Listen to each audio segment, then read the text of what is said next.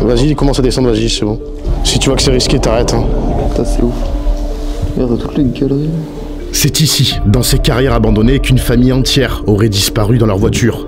Depuis plus de 50 ans, ce mystère reste entier. Où sont-ils passés? Si je suis là aujourd'hui, c'est parce que cet endroit cache quelque chose que très peu de gens connaissent. La gendarmerie a bien entendu mené des recherches, mais les carrières sont en partie inondées et certains endroits sont totalement inaccessibles pour un plongeur. Aujourd'hui, on va mettre le sous-marin là où personne n'est jamais allé. C'est minuscule là. Ouais, vas-y. Est-ce qu'on est sur le point de résoudre l'un des plus vieux cold cases de France? Je ne sais pas. Mais une chose est sûre, ce qu'on a trouvé là-bas, les médias se sont bien gardés de le montrer. Mais c'est quoi ça? C'est vraiment l'endroit parfait pour... faut cacher, cacher des cordes et... Donc, Bienvenue dans cette nouvelle vidéo. Bienvenue dans Disparition inexpliquée. Le 31 décembre 1972, alerté par la famille et l'école, la gendarmerie entre dans une maison où plus personne ne répond.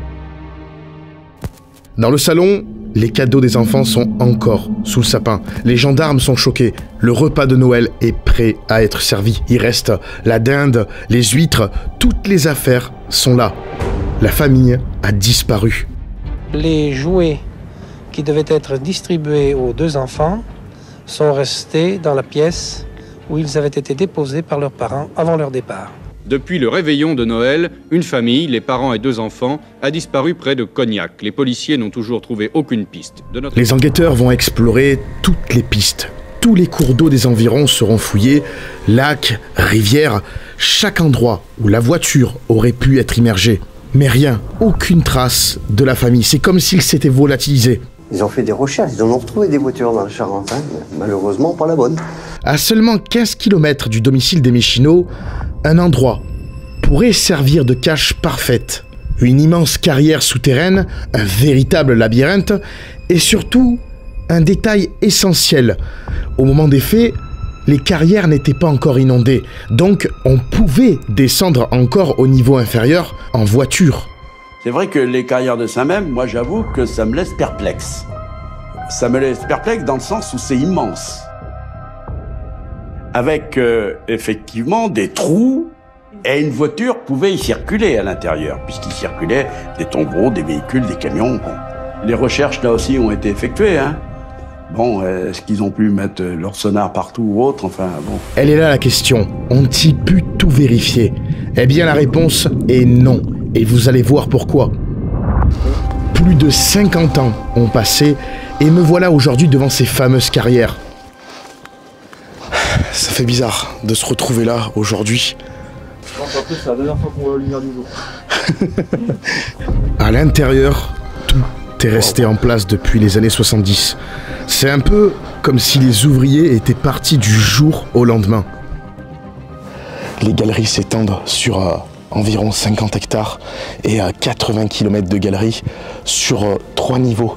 Les 2 niveaux inférieurs, ceux qui se trouvent en dessous de nous, sont aujourd'hui complètement inondés. Pourquoi? Écoutez, c'est très simple.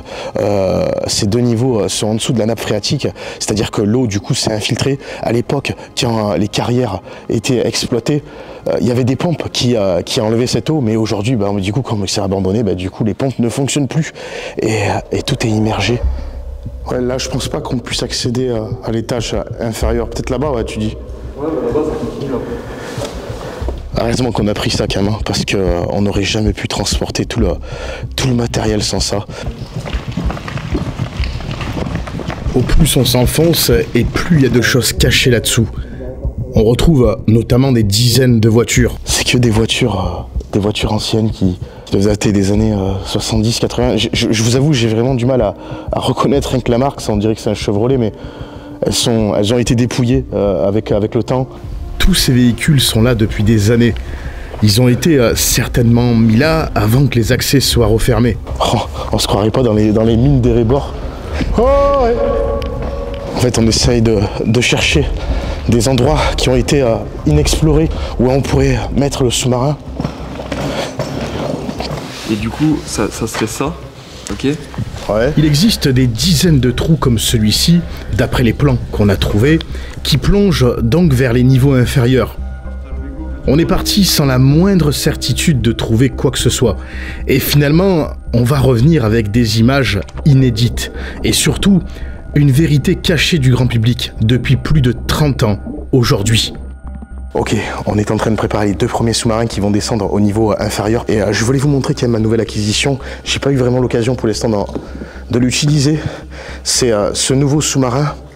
Il est noir celui-ci et il a la faculté, enfin il a un bras robotique. On va voir si on en a l'utilité aujourd'hui ici. Bon, sinon cette vidéo est sponsorisée par CyberGhost VPN. Un VPN, c'est quoi? C'est un réseau privé virtuel qui va vous servir à protéger votre connexion internet où que vous soyez. Résultat, personne ne saura ce que vous faites sur internet ou ce que vous téléchargez. Vous serez un véritable fantôme, puisque votre IP est cachée et vos données sont cryptées. C'est pour ça que j'ai choisi CyberGhost VPN. Oui, mais alors vous allez me dire, mais ça sert à quoi de crypter ces données? Eh bien parce que votre fournisseur d'accès à Internet, le routeur Wi-Fi de votre domicile, ou même les sites web que vous visitez, savent toujours qui vous êtes et suivent vos moindres faits et gestes. Alors, pour mettre un terme à cette invasion de la vie privée, vous avez besoin d'un VPN. Vous pouvez le tester sans risque avec la garantie satisfait ou remboursé de 45 jours. Je vous mets le lien en description. Et sachez qu'avec un abonnement à CyberGhost VPN, vous pouvez protéger jusqu'à 7 appareils simultanément. Et je suis pas le seul, puisqu'aujourd'hui nous sommes plus de 38 millions d'utilisateurs. 38 millions à faire confiance à CyberGhost VPN. Et en plus, avec mon lien, vous avez le droit à 83% de réduction et 4 mois gratuits. Protégez dès maintenant votre vie numérique avec mon lien en description. Allez, c'est reparti. Comme à la surface, là-dessous, il reste des tonnes de choses. Attends, on va s'approcher si on peut. Regardez-moi ça les gars, il y a une charrette sous l'eau. Ça fait combien de temps qu'elle est là? Regarde l'état qu'elle est. Ouais. Putain, c'est impressionnant. Regardez-moi ça. Oh. Je vous jure, c'est incroyable, incroyable. De se dire que potentiellement la voiture pourrait être là, et puis malheureusement, du coup aussi les corps, quoi. On ne trouvera rien d'autre ici, mis à part d'immenses salles vides. Et le problème, c'est qu'on est bloqué par le câble du sous-marin qui fait que 200 mètres.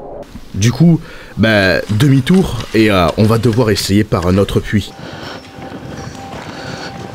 À ce stade, impossible de savoir où on va exactement.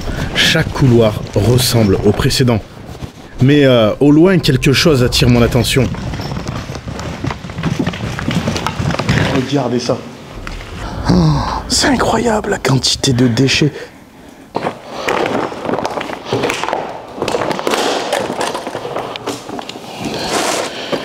En fait, si vous voulez, ça à la base, c'était un puits d'extraction. C'était de là qui devait certainement remonter les pierres. Et peut-être que ça devait aussi servir pour faire circuler l'air. J'en ai aucune idée. Mais regardez, j'ai le plan juste là. On le voit très bien. Regardez, on a le village qui est juste au-dessus. Et ce genre de puits, il y en a des dizaines et des dizaines dans la galerie. Mais bon, à la base, c'est pas censé être rempli de déchets. Donc, vous voyez, quand ils disent qu'ils ont vérifié toute la galerie, tout exploré, non, c'est pas vrai. Potentiellement, la voiture aurait pu tomber de l'un de ces puits et après être remblayée par ces déchets.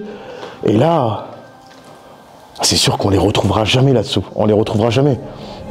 Et oui, la famille a très bien pu disparaître dans l'un de ces puits. Comme on peut le voir à l'extérieur, il y a des dizaines de trous béants, des ouvertures gigantesques où une voiture aurait très bien pu tomber. Aujourd'hui, ces puits sont sécurisés par des grillages, mais à l'époque, il n'y avait rien.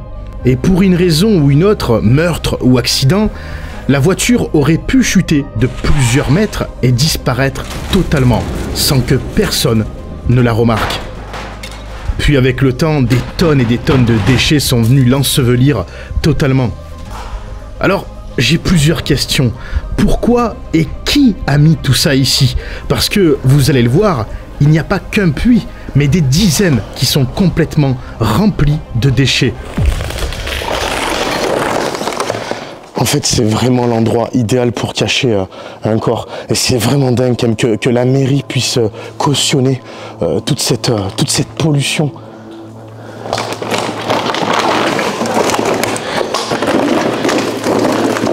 Regardez, il y a une vieille radio là. Juste là. Oh, oh, c'est impressionnant. Impressionnant. À tous les coups tu tires, il y a tout qui tombe mec. Eh mais attends mec. Je pensais à un truc.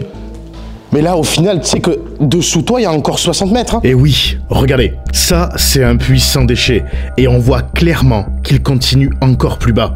Ce qui veut dire une chose, les déchets que l'on voit ici ne sont que la surface, que la partie visible de l'iceberg. Puis là, il doit y avoir plusieurs strates. C'est-à-dire des couches de déchets de différentes époques. Sorbet Cassis, mais tu vois, je suis curieux de savoir de quelle année ça date, ça.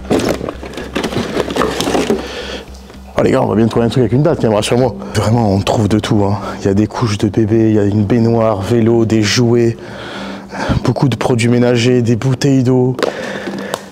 Qu'est-ce que tu veux que je trouve une date sur ça, mec? Bon, j'ai quand même réussi à mettre la main sur ce sachet d'apéritif datant de 1985. Et ça, c'était tout en haut de la pile. Alors, imaginez les dates qu'on pourrait trouver tout en bas. Et ça, la ville, il se cache bien de le dire, hein, toute cette pollution sous terre. Ah, fais gaffe, fais gaffe. Mais tu vois, il y a un truc qui m'interpelle, c'est que on dirait que c'est des poubelles, mais tu sais, regarde, c'est que du plastique. Ouais. Il y a beaucoup de plastique, bouteilles. Ça se trouve, c'était des déchets qui étaient destinés au recyclage et comment t'expliques du coup qu'ils ont atterri ici? Regarde, c'est que du plastoc quasiment. Ouais, c'est comme ça qu'on recycle le plastique. Ah, mais attends, mais c'est vrai mec, attends, mais c'est ça. Il y a que du plastique. Effectivement, quand on prend du recul, on s'aperçoit que chaque puits contient des déchets bien distincts. Du plastique dans l'un, uniquement de la ferraille dans l'autre. J'ai vraiment aucune explication par rapport à ça. Mais une chose est sûre, si la famille Méchineau est ici, sous ces tonnes de détritus, alors il est absolument impossible, même avec un sonar, de le vérifier. La seule façon de le savoir, ça serait de tout enlever. Il faudrait quelques milliers d'euros pour pouvoir tout enlever. Tout sécurisé. Et peut-être que c'est justement pour ça que personne n'en parle. Si aucun reportage, aucun média ne mentionne cette pollution, ce n'est peut-être pas un oubli. C'est très certainement parce que la mairie a honte et qu'il voulait que tout ça reste caché du grand public. Là, après, qui va venir voir dans ces trous? Personne ici, on encore plus si c'est sous l'eau, tu vois. C'est une certitude, cette carrière cache encore des choses. Et nous voilà repartis à la recherche d'un endroit qui nous permettra de descendre encore plus bas. C'est complètement inondé. Sur des dizaines et des dizaines de mètres. Je sais pas si vous allez voir. Oh, c'est un lac. Un lac sous le village. Et c'est vrai qu'on n'en a pas parlé, mais du fait que c'est devenu très instable depuis l'abandon, ben les villageois, en fait, si vous voulez, ont peur. Et c'est normal, hein, ça peut se comprendre. Je sais qu'il y a une étude qui a été menée pour voir s'il n'y avait pas des risques d'effondrement. Je ne sais pas vraiment ce que ça a donné, mais en tout cas, je sais que les constructions au-dessus sont devenues impossibles à l'heure d'aujourd'hui. Eh oui, le village repose littéralement sur un gruyère de galeries souterraines. Comme je vous l'ai montré tout à l'heure, il y a des dizaines de trous de partout dans le village, parfois même dans le jardin de personnes. Et cette situation n'est pas sans risque. Les sols peuvent devenir instables, entraînant potentiellement des effondrements, voire des glissements de terrain. C'est dingue de se dire que la ville est juste au-dessus de nous. D'ailleurs, on entend les voitures passer. Il doit y avoir une épaisseur que de 20 mètres qui nous sépare. Regardez ça. Vous le voyez, l'escalier ? Ah, c'est ici qu'il faut balancer le sous-marin. Là, on tombera direct au niveau -2. Allez, on envoie le premier sous-marin. Il est bien sécure. Vas-y, il commence à descendre, vas-y, c'est bon.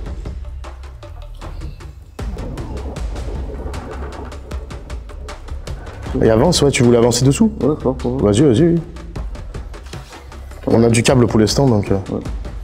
L'escalier est là. Regarde la taille des galeries. C'est immense. T'as combien de profondeur là? 7 mètres? Ouais. Presque 8 mètres là. Ouais. On le voit plus, hein. Ah, il est parti loin. Tellement grand. Ah, j'ai vu ça. Ouais, il est tendu au max, ça c'est. Ouais, vas-y, t'inquiète. Putain, on l'avait pas vu, il tirait même pas, tu vois. Ouais. C'est vrai que je vous parle pas beaucoup dans cette vidéo, mais il y a beaucoup de logistique. On doit s'occuper de tout le matériel, tous les sous-marins. Et du coup, c'est compliqué de parler. Puis il y a aussi la sécurité. C'est vrai qu'il y a beaucoup de dangers ici. Quand on arrive à quasiment au bout là. Ouais, mais là, Comme t'es loin là, mec. je suis fou. Ok, bah là, je crois que j'arrive à une surface. En fait, il y a tellement de galeries, tellement de galeries. Et comme dans le précédent puits, on va encore arriver une fois de plus à la limite du câble. C'est ultra frustrant parce que on voit bien que la galerie continue, mais impossible du coup d'aller plus loin.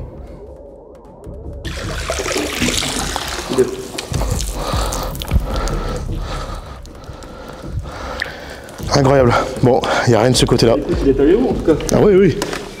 Allez, c'est reparti. On a repéré un autre endroit où on peut mettre le sous-marin. C'est très exigu. Donc on est quasiment sûr et certain qu'aucun plongeur, aucun policier, aucun pompier n'a pu aller à cet endroit. Après l'abandon des carrières dans les années 70, certaines galeries avaient trouvé une nouvelle utilité. Et ouais, c'était ici qu'ils faisaient pousser à la fin, quand la carrière était abandonnée, ils faisaient pousser des champignons de Paris. Puis après ça s'est arrêté. Mais encore une fois, c'est dingue parce que tu vois, ils auraient pu nettoyer. Hein. Puis ils ont tout laissé comme ça, mec. Hein. Ils se sont arrêtés. Dernière exploitation des champignons, puis basta. Hein. Ça c'est dingue, ça me rend fou ça à chaque fois. Je suis désolé, mais bon. Ils ont gagné de l'argent avec ces champignons, et ils n'ont pas été foutus de... Et c'est quoi? C'est un sac plastique avec... Je souffle un peu. C'est lourd à porter là, ce chariot. Ça fait des heures qu'on est là-dessous.